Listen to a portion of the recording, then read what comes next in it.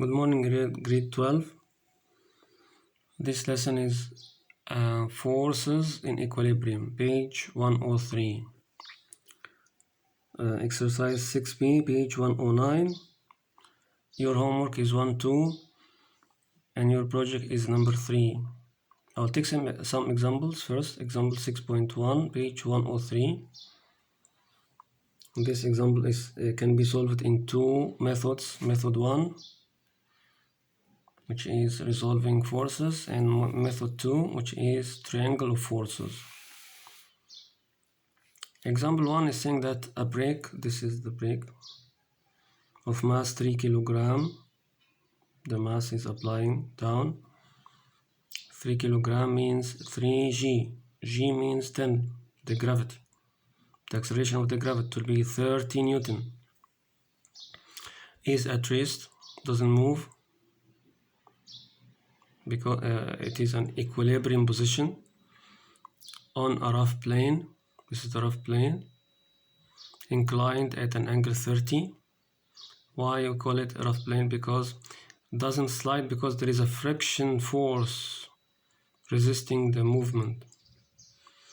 So this resistance force is applied in this way to prevent it from sliding down, and the weight is applying down. Find the friction force F and the reaction R. This is the reaction. It's called the reaction force, which works against the weight of the plane on the brake. First, let me analyze these forces on the force diagram. This is the force F, friction force, and this is the weight, and this is the reaction force.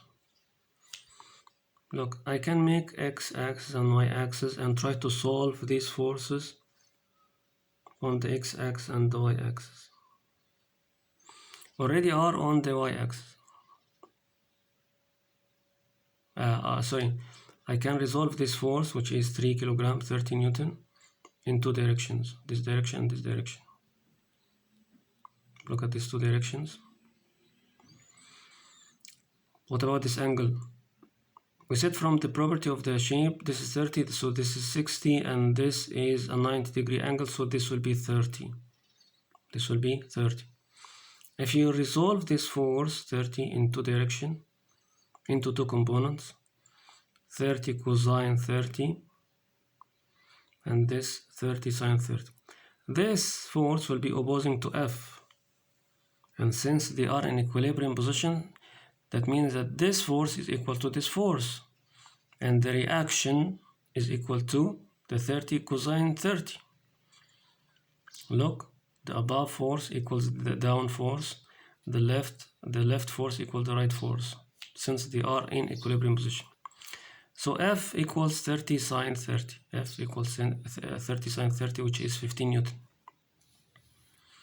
And the R is equal to 30 cosine 30, which is 26 Newton. This is method 1. Method 2, triangle forces. It's saying that any forces in equilibrium can be represented by sides of closed polygon. The polygon can be triangle, rectangle, whatever, hexagon, in any shape of closed shape of many sides. So I can represent the three forces above in a triangle, three sides. How? Look, if I take the force F, it makes an angle 30 with the x-axis. Okay, and this is the force F. I don't know the magnitude, so just write, draw a side making an angle 30 with the x-axis. The force R is in this way, making an angle 90 with the F. Look, it makes an angle 90 with the F direction. So this is R making an angle 90 with the F direction. The third force is the weight. It is going down 30 Newton. Look, this is 30 Newton. So if you finally look at this triangle, it will be go in this way and this way and this way. This is a closed polygon, closed triangle, and it is right angle triangle. This angle is 60, this angle is 30. How can I use this triangle of forces to solve the problem? Look, if you look at this angle, the cosine of 60 equals this force, which is F over 30. So cosine 60 equals F over 30. So I can get the F. F equals 30 cosine 60, which is 26. Same answer. And sine 60 is the opposite over the hypotenuse, which is R over 30. Then R equals 30 sine 60, which is 15. Same result. This is the second way.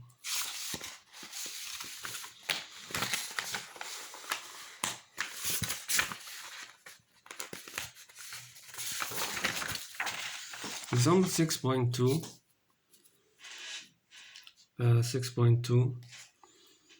A sign of mass 10 kilogram is to be suspended, hanged by two strings arranged as shown in the diagram. This is the sign. The mass is 10 kilogram. 10 means 10 times 10, which is 100 Newton. Suspended by these two strings. So there is tension force in this one, is called T1, and this T2. And they are making angle 45 and 30 with the horizontal. And they are in equilibrium position, means the resultant force equals 0. I want to get tension 1 and tension 2. So by means of resolving forces, I made this diagram, X and Y axes. This is tension 2, makes an angle 45. Here it means 45 here also, because this is parallel. And this 30, also this 30. So it makes an angle 30 with the x-axis, T2 and this T1. And this one is already going down in the north direction, which is 100.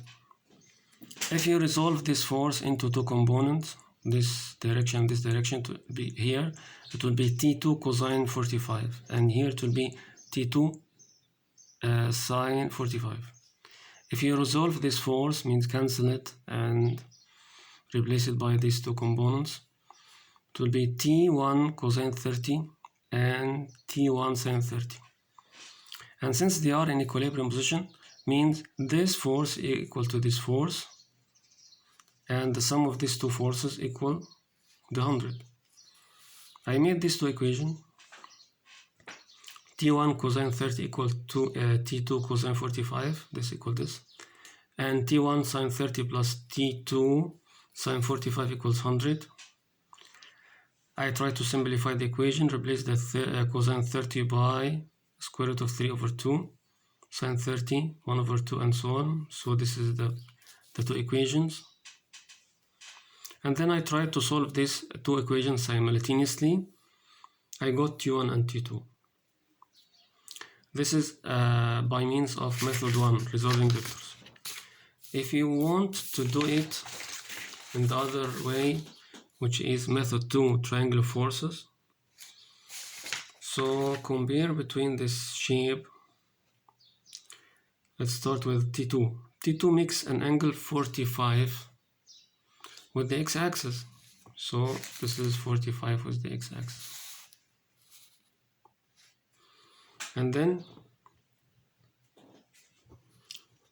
T1 is making an angle, this angle. This is T1, which ends with a 30 on this direction and 60 in this direction. And this is the weight. This 45, this 60, so I can get this angle. This angle is 75.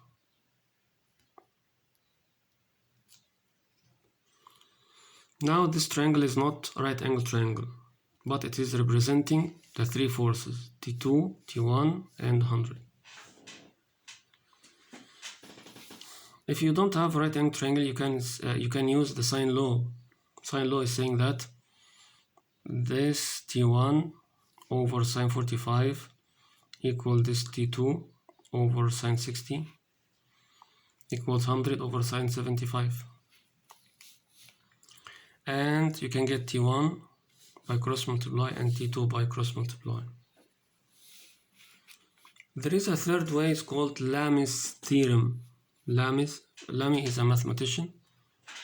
This Lamy theorem saying that if you have the three forces, when three forces acting at a point as shown in the diagram and they are in equilibrium, then F1 over sine alpha, this angle is alpha, which is the angle between F2 and F3, equals F2 over sine beta equals F3 over sine gamma.